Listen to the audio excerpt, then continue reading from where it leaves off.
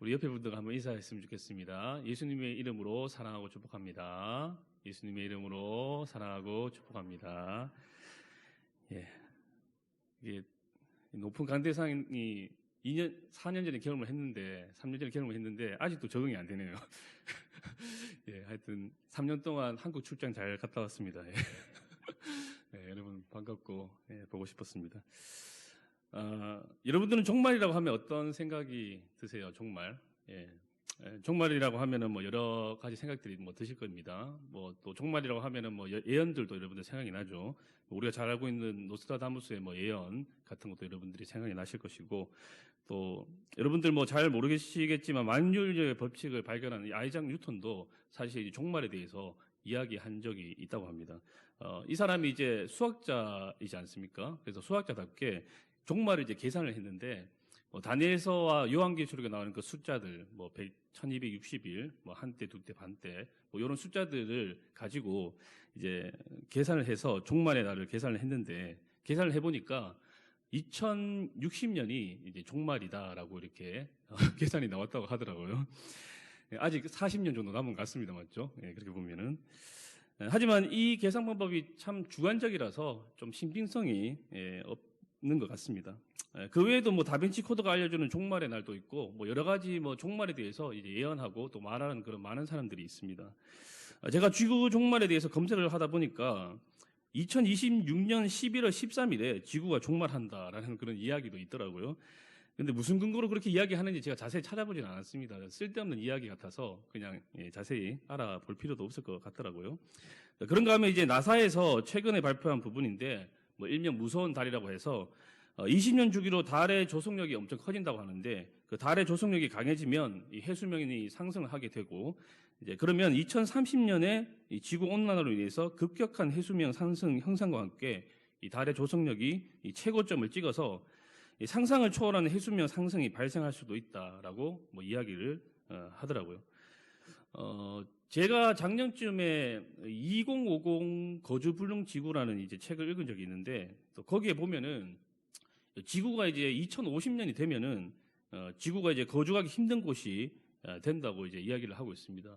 2050년 되면은 지구의 기온이 한 2도에서 3도 정도가 이제 올라가게 될 것이고, 그러면 이제 사람들이 조금 거주하기 힘든 곳이 될 거다라고 이제 이야기를 하고 있고, 2100년이 되면은 한 4도에서 5도 정도 지구 온도가 이제 올라간다고 해요. 그러면은 이제 더 이상 사람이 이제 지구에 살 수 없는 곳이 될 거라고 그렇게 예상을 하고 있더라고요.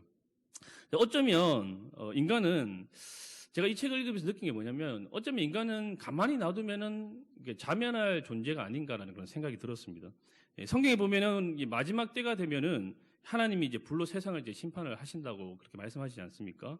하나님께서 초자연적인 방법으로 이제 불을 내려서 심판을 하지 않더라도 인간 스스로가 뭐 자연을 파괴함으로 통해서 지구의 기온을 상승시켜서 스스로 불심판을 받게 되는 게 아닌가라는 그런 생각이 들었습니다.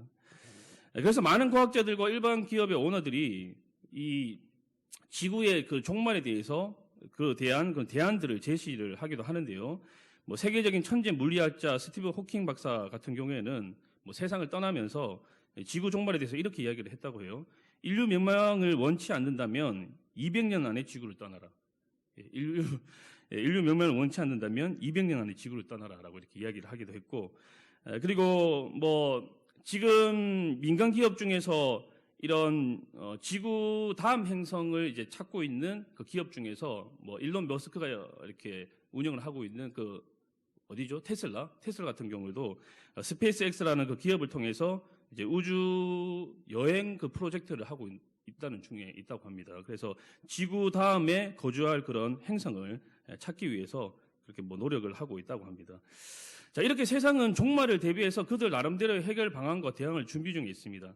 하지만 여러분들 기독교에서 이야기하는 종말은 조금 다르죠? 틀립니다. 기독교에서 이야기하는 종말, 이 세상의 마지막은 단순히 지구가 더 이상 살 수 없는 곳이 되는 것이 아니라 2000년 전에 승천하신 예수께서 다시 이 땅에 오시면 그때가 바로 종말이다. 그때가 세상의 마지막이다라고 이야기를 하고 있습니다. 여러분들 초대교회 성도들은 예수님이 곧 오실 거라고 생각을 했습니다. 하지만 예수님은 2000년이 지나도록 현재 오시지 않고 있으시죠.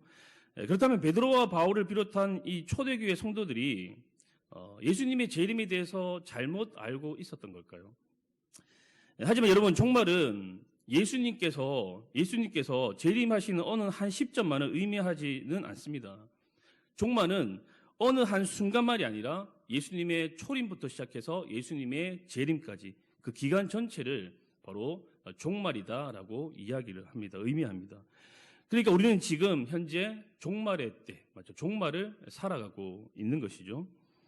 저와 여러분의 살아생전에 예수님이 오실 수도 있고 또 예수님이 오시지 않을 수도 있습니다. 하지만 여러분, 세상의 종말은 우리 때에 오지 않을 수도 있겠지만 우리가 긴장을 풀 수 없는 이유가 무엇입니까? 그것은 개인의 종말이 언제 올지 모르기 때문이죠. 오늘 저녁에 나 자신의 종말을 맞이할 수도 있고 내일 우리 개인의 종말을 맞이할 수도 있습니다. 개인의 종말은 언제든지 올 수가 있다는 것이죠. 그렇기 때문에 우리는 대비하고 살아야 할 것 같아요. 바로 종말을 대비하고 살아야 되겠죠. 지금 죽는다 할지라도 예수 그리스도 앞에 떳떳하게 우리가 설 수 있도록 그렇게 살아야 될 것 같습니다. 물론 우리의 의로움으로 구원받고 주님 앞에 우리가 설 수 있는 것은 아니지만 그래도 지금 우리가 주님을 만나더라도 부끄럽지 않게 설 수 있도록 우리가 향락에 빠져서 살지 않고 우리의 사명의 자리를 잘 지키면서 하루하루를 살아야 될 것 같습니다. 자, 오늘 말씀은 종말의 시대를 살아가는 성도들이 어떤 태도로 또 어떤 자세로 이 세상을 살아야 하는지를 우리에게 이야기해 주고 있습니다. 크게 두 가지로 우리가 나눠서 생각해 볼 수 있을 것 같은데요. 자, 그것은 해야 할 것과 하지 말아야 할 것입니다. 종말을 살아가는 성도들이 해야 할 것은 무엇인지 그리고 하지 말아야 할 것은 무엇인지에 대한 그 말씀이 오늘 우리에게 주어지고 있습니다. 우리 먼저 하지 말아야 할 것을 한번 살펴봤으면 좋겠는데요. 우리 2절과 3절을 다시 한번 더 읽어보도록 하겠습니다. 2절과 3절입니다. 시작. 그 후로는 다시 사람의 정욕을 따르지 않고 하나님의 뜻을 따라 육체의 남은 때를 살게 하려 함이라. 너희가 음란과 정욕과 술 취함과 방탕과 향락과 무법한 우상 숭배를 하여 이방인의 뜻을 따라 행한 것은 지나간 때로 족하도다. 자, 먼저 하지 말아야 할 것. 그것은 사람의 정욕을 따르는 것입니다. 여러분들 구체적으로 이야기하자면 3절에 나와 있듯이 음란, 정욕, 술 취함, 방탕, 향락, 우상 숭배 등을 하지 않는 것입니다. 자, 여기서 여러 가지 것들을 쭉 이렇게 여러분들 나열을 하고 있지만 대부분은 여러분들 술과 관련된 그런 죄악들이고 술과 관련된 성적이고 방탕한 그런 모습들이라고 할 수 있습니다. 방탕과 향락은 술에 취해서 통제가 불가능한 상태를 가리키는 말입니다. 특별히 방탕이라는 단어는 당시에 유행하던 이 성적으로 굉장히 난잡한 이 술 잔치, 술 파티를 의미했습니다. 당시 로마 시대 때는 집이나 아니면 이제 정해진 장소에서 지인들을 함께 불러놓고 술 파티를 하는 경우들이 많았습니다. 이때 술집 여자들도 불러서는 온갖 그 성적으로 난잡한 술 파티, 술 잔치를 벌이곤 했다고 하는데요. 우리가 흔히 유대한 문화 작품으로 알고 있는 생각하는 그 플라톤의 향령 같은 경우에도 당시 그 소크라테스를 비롯한 철학자들과 지성인들이 한 자리에 모여서 술 파티를 술 잔치를 벌이면서 이 사랑에 대해서 논한 그런 이야기가 바로 향양이라는 작품의 그런 이야기입니다. 사랑도 그냥 사랑을 논한 것이 아니고 에로스, 그러니까 육체적인 그런 사랑에 대해서 이제 논한 것인데 그것도 이제 남녀 간의 그런 사랑이 아니라 동성애에 대해서 이야기합니다. 동성애에 대해서. 이 동성 간의 사랑을 예찬하면서 토론한 것인데 근데 더 역겨운 게 뭐냐면 그냥 동성애도 아니고 당시에 이 성인 남자와 그리고 어린 소년과의 그 동성애를 가장 아름답고 낭만적인 사랑으로 추앙을 했습니다. 우리는 이해가 안 되죠, 맞죠? 성인 남자와 그 어린 소년과의 그 사랑을, 동성애를 가장 낭만적인 사랑으로 추앙을 했는데, 이 책에서도 보시면 성인 남자와 이 어린 소년과의 동성애를 가장 아름답고 낭만적인 사랑이라고 추앙을 하고 찬양을 하고 있습니다. 문학 작품이라고 하는 것이 다 그런 것은 아니겠지만 문학 작품이라 하는 것이 보통 보면은 좀 저질스럽고 저급한 내용들을 다루는 경우들이 참 많은 것 같아요. 우리도 분별해서 좀 읽을 필요가 있을 것 같고, 또 자녀들에게도 맞죠, 분별해서 좀 권해야 될 것 같습니다.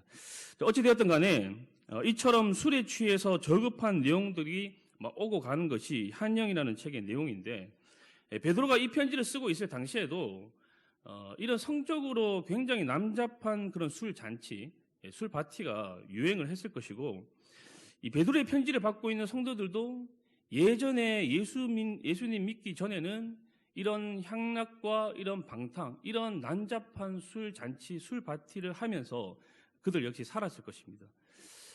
그런 성도들에게 베드로 사도가 그렇게 이야기하는 것이죠. 여러분들은 죄 짓는 일에 이미 충분한 시간을 보내왔습니다. 그래서 지나간 때로 이제 족합니다. 이제는 옛날의 생활 방식은 옆으로 제쳐두고 앞으로 남은 생애를, 남은 시간을 여러분들 하나님의 뜻을 이루는데 주님을 위해 여러분들 사용해야 됩니다. 여러분들 예전에 살았던 그 방탕한 삶, 향락의 삶을 여러분들 버리고 내려놓고 이제는 주님의 뜻을 따라서 주님을 위해서 살아야 됩니다라고 사도 베드로가 이야기를 하고 있는 것이죠. 제가 이전에 살았던 곳이 이제 거제인데, 그 거제에 제가 가족들과 함께 이제 저녁에 산책을 종종 나갔었거든요. 나가면 그 근처에 이제 공원에 산책을 나갔었는데, 제가 놀랐던 게 뭐냐면, 뭐 거제 크지 않는 곳이지 않습니까? 지역이지 않습니까? 그 별로 크지 않는 그 지역의 그 동네에, 그것도 집 가까운 곳에 왜 그렇게 술집들이 많은지, 왜 그렇게 모텔들이 많은지 깜짝 놀랐습니다.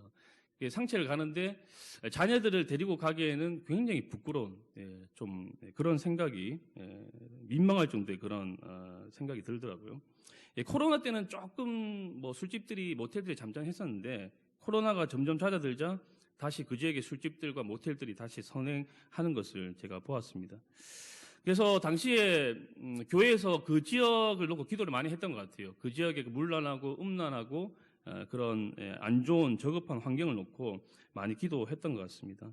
근데 뭐 사실 생각해 보면 여기도 별로 이렇게 다르지 않는 것 같아요, 맞죠?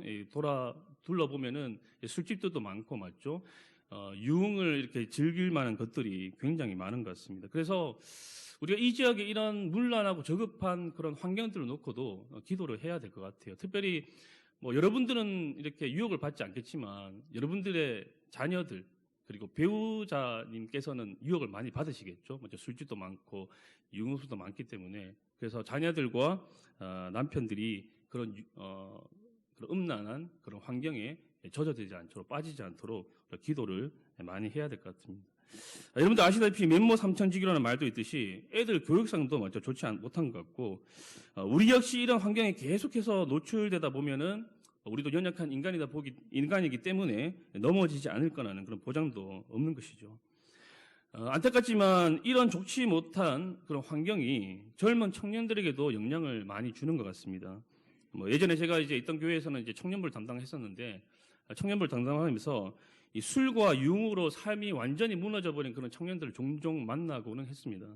뭐 다행히 그런 청년들이 예수님을 만나서 신앙으로 제대로 이제 회복이 되어서 과거의 삶을 청산하고 바르게 살아가는 것을 보면 참 감사했지만, 이곳에서도 그렇죠. 청년들 중에서, 젊은 사람들 중에서 어딘가에서 그 술과 유흥으로 자신의 그 생명을 갉아먹고 있는 그런 청년들이 있다고 생각하니까 참 마음이 아프고 가슴이 아픈 것 같습니다.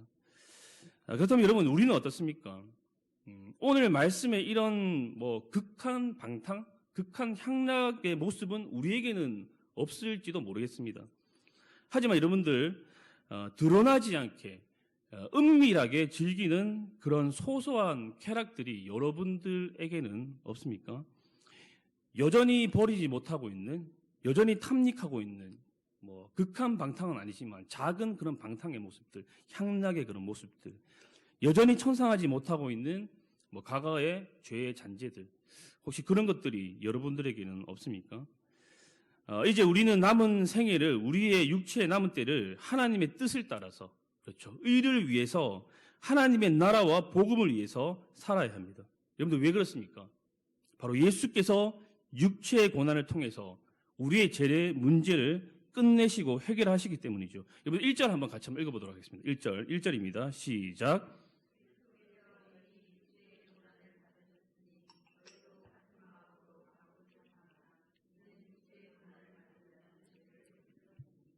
자, 여기서 1절에 보시면 육체의 고난을 받은 자라고 되어 있는데, 육체의 고난을 받은 자는 예수님을 가리킵니다.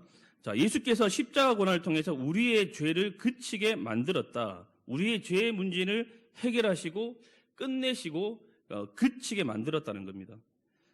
그렇기 때문에 저와 여러분은 죄에 대해서 이제 죽은 사람들이고, 그리고 의에 대해서 산 사람들이 된 것이죠. 주님의 십자가를 통해서 우리의 죄를 끝내심으로 죄에 대해 죽은 우리는 이제 더 이상 우리 남은 생애를 헛된 곳에 쓸데없는 일에, 그렇죠, 죄를 탐닉하고 죄를 즐기는 일에 우리의 남은 생애를 더 이상 보낼 수가 없는 것입니다. 이제 육체의 남은 때를 할 수만 있다면 오늘 말씀처럼, 그렇죠, 하나님의 뜻을 따라 살고 하나님을 위해 사용해야 한다는 것이죠. 아멘이십니까? 자, 그렇다면 하나님의 뜻을 따라 육체의 남은 때를 사는 삶이란 어떠한 것일까요? 자, 이것은 종말의 시대를 살아가는 우리가 해야 할 것과 이제 연결을 좀 지어서 생각해 볼 수 있습니다.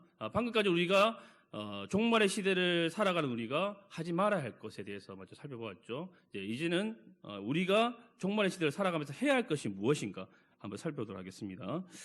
여러분들, 요약해서 결론적으로 좀 이야기를 하자면, 종말의 시대를 살아가는 우리가 해야 할 것, 그것은 섬기고 기도하고 사랑하는 것입니다.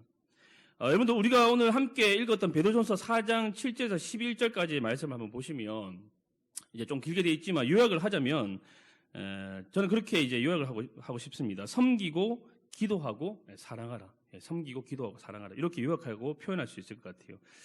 여러분들, 혹시 예전에 그 줄리아 로버츠 영화 먹고 기도하고 사랑하라 혹시 기억나십니까? 보신 적 있으십니까?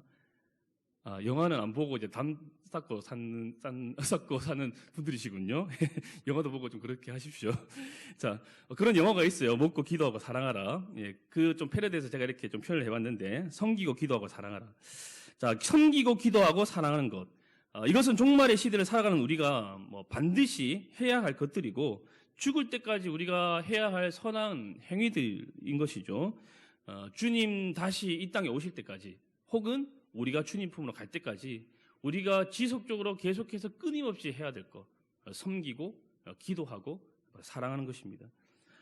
먼저 여러분들 7절 말씀을 한번 보시면, 만물의 마지막이 가까이 왔으니 그러므로 정신을 차리고 근신하여 기도하라 라고 말씀합니다. 자, 여기서 근신하여라는 단어가 나오죠. 근신하여. 자, 이것은 맑은 정신으로라는 뜻인데, 맑은 정신으로 기도하라라는 것입니다. 맑은 정신으로. 정신을 똑바로 차리고 기도하라는 겁니다. 여러분들, 앞에서 우리가 정욕을 따라 사는 사람들의 그 술 취한 모습들을 봤죠. 예, 그 정욕을 따라 사는 사람들의 그 술 취한 모습과는 반대의 모습입니다. 정신을 똑바로 차리고 기도하라라는 겁니다. 완전히 반대의 모습이에요. 술 취한 것처럼 오락가락 해롱해롱하는 모습이 아니라 정신을 똑바로 차리고 맑은 정신으로 집중해서 기도하라는 것입니다. 저도 아주 가끔씩 이제 새벽기도 나오면 이제 조금 몽롱하잖아요, 새벽에. 그래서 약간 이제 좀 피곤해서 잠에 취해서 이제 몽롱한 상태로 기도할 때가 아주 가끔씩 있는데, 정신을 똑바로 차리고 맞죠? 기도를 해야 되겠죠, 우리가. 자, 그런가 하면 여러분들, 근신하여라는 말은 현실에 충실한 삶을 살라는 말도 포함이 되어 있습니다. 그러니까 종말이 다가온다고 해서 막 열광하고 영적으로 막 흥분하고 격앙되지 말라는 말이에요. 누구들처럼요. 시한부 종말론자들처럼 막 격앙되고 막 열광하고, 이제 종말이 다가왔으니까 우리 주님 기다려야 한다 하면서 막 산속에 들어가는 그런 모습들, 그런 모습들 보이지 말라는 겁니다. 여러분들, 누가복음 12장에 보시면 종말을 준비하면서 기다리는 성도의 자세와 또 관련된 그런 비유가 나오는데요. 주인이 혼인집에서 다시 돌아올 때까지 신실한 종은 마냥 앉아서 주인을 기다리지만은 않습니다. 그는 굉장히 바쁘게 일합니다. 그 집 종들을 맡아 때를 따라 양식을 나눠주는 그 부지런한 모습을 보여주고, 자기 일에 충실한 모습을 보여줍니다. 그리고 현실에 충실한 모습을 보여주고 있어요. 여러분들, 현재 종말을 살아가는 우리가 가장 먼저 해야 될 것은 기도입니다. 그렇죠, 기도 아무리 강조해도 맞죠? 이렇게 부족하지 않습니다. 모자라지 않습니다. 우리는 정신을 차리고 맑은 정신으로 집중해서 기도해야 됩니다. 하지만 우리는 마냥 기도만 하고 있을 수는 없습니다. 그렇죠. 우리는 기도에 힘쓰는 동시에 우리의 일상의 삶, 우리의 일상의 형식을 잘 또한 살아내야 한다는 것이죠. 힘들다고 어렵다고 괴롭다고 우리의 현실을 외면하거나 회피하지 말고 우리에게 주어진 현실에서 도망치려 하지 말고 우리의 현실에 충실하면서 우리의 현실의 삶을 잘 살아내면서 바로 기도의 자리를 지켜나가야 한다는 것입니다. 여러분들 마음이 힘들고 어려워서 그래서 아무것도 하기 싫고 계속 누워만 있고 싶고 뭐 무슨 일이든지 그냥 대충대충 하고 싶고 열의가 생기지 않을 때에도 여러분들 우리가 마음을 일으키고 몸을 일으켜서 현실 속으로 들어가야 되는 것이죠. 이곳에 혹시 직장을 다니시는 분들 계십니까? 계시겠죠? 예. 직장을 다니시는 분이라면 직장 동료들 중에서 꼴 보기 싫은 분들이 계시지 않겠습니까? 맞죠? 예. 그 꼴 보기 싫은 직장 동료가 있는 직장으로 가셔야 되고 골치 아픈 일들이 산재해 있는 일터로 맞죠? 가셔야 된다는 것이죠. 뭐 가정주부들께서는 힘들고 괴로우면은 집안이 어떻게 됩니까? 예, 이렇게 엉망진창이 되죠, 맞죠? 뭐 설거지도 이제 안 하게 되시고 청소도 안 하게 되시는데 우리 가정주부들께서도 힘들고 어려워도 마음이 이제 무너지더라도 여러분들이 해야 될 일들을 해야 된다는 것이죠. 가정에서 해야 될 일들, 그렇죠. 뭐 설거지나 청소들을 뭐 해야 된다는 것이죠. 괴롭지만 힘들지만 포기하고 싶지만 하나님이 나에게 주신 나의 일상을, 나의 현실을 외면하지 않고 회피하지 않고 묵묵히 충실하게 살아내는 것. 그것이 바로 종말을 살아가는 사람의 그런 아름다운 모습이라고 할 수 있습니다. 여러분 사역에서도 마찬가지입니다. 여러분들 9절과 10절을 한 번 더 읽어볼게요. 9절과 10절입니다. 시작. 서로 대접하기를 원망 없이 하고 각각 은사를 받은 대로 하나님의 여러 가지 은혜를 맡은 선한 청지기 같이 서로 봉사하라. 그렇죠. 종말에 살아가는 성도들을 향해서 베드로 사도는 하나님이 우리에게 주신 은사를 하나님이 공급하는 힘으로 섬겨라. 성도들을 섬기고 교회를 섬겨라. 공동체를 섬겨라. 라고 이야기를 하고 있습니다. 여러분들 아시다시피 은사는 철저히 이타적입니다. 나를 위한 은사는 하나도 없습니다. 다른 사람을 위해서 하나님께서 우리에게 맡겨주신 것이죠. 뭐 자기 개발이나 아니면 자아 성취, 자아 발전을 위해서 은사를 사용해서는 안 된다는 것이죠. 철저히 다른 지체들을 섬기고 다른 지체들을 세우기 위한 그 용도로만 우리에게 주신 그 은사를 사용해야 한다는 것입니다. 여러분들 우리가 가진 그 은사를 하나님께서 우리에게 주신 그 은사를 교회와 성도를 위해서 사용할 때에 그들의 영적인 유익을 위해서 사용할 때에 나도 살고 나의 섬기를 받는 공동체로 사는 함께 사는 그런 역사가 있다는 것입니다. 우리에게 주신 하나님께서 우리에게 주신 은사를 묵혀두고 섞여두면은 나도 죽고 공동체로 죽는 그런 결과가 발생하지만 하나님께서 주신 나의 은사를 섞이지 않고 묵혀두지 않고 내가 그것을 잘 사용한다면 공동체를 위해서 그것은 너와 내가 함께 사는 그런 길이라는 것이죠.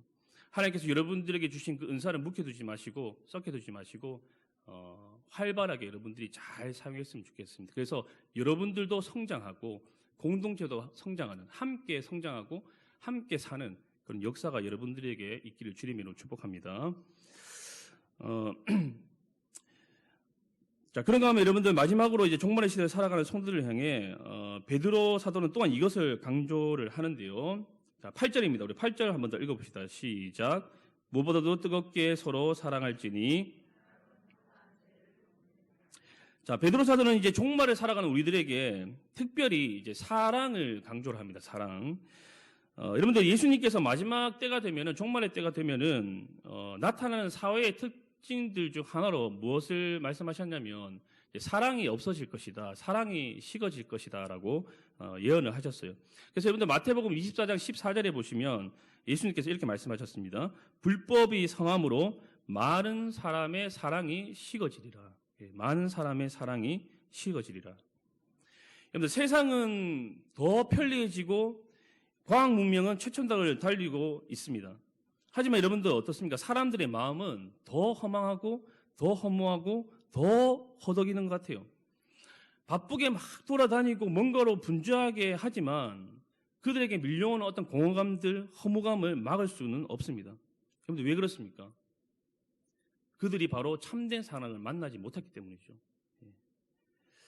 세상 모두 사랑 없어 냉랭함을 아느냐, 곳곳마다 사랑 없어 탄식 소리뿐이되. 이 찬양 가사처럼 사랑이 없어서 탄식하는 사람들의 모습들이 바로 세상 사람들의 그런 모습인 것입니다. 여러분들, 이러한 세상 속에서 그리스도의 공동체는, 교회는 어떻습니까? 서로 뜨겁게 사랑하는 그 모습들을 통해서 세상 사람들에게 대안을 제시해 줘야 하지 않겠습니까? 특별히 여러분들, 오늘 본문에서는 사랑은 허다한 죄를 덮느니라라고 말씀하고 있습니다. 이 말씀처럼 서로의 허물을 덮어주는 사랑을 나타내고 보여줘야 될 것 같아요. 바로 그리스도의 공동체, 교회가 서로의 잘못과 죄를 발견했을 때 그것을 폭로하고 그것을 질책하는 것이 아니라 서로의 허물을 덮어주고 용서하는 사랑을 우리가 실천해 간다면 세상은 우리를 통해 하나님의 사랑을 발견하게 될 것이고 하나님의 사랑을 경험하게 될 것입니다. 여러분들, 그런가 하면 여기서 뜨겁게라는 단어가 나오는데, 이 뜨겁게는 감정적인 것을 의미하기도 하지만 동시에 변치 않는다, 상태를 의미하기도 합니다. 변치 않는다.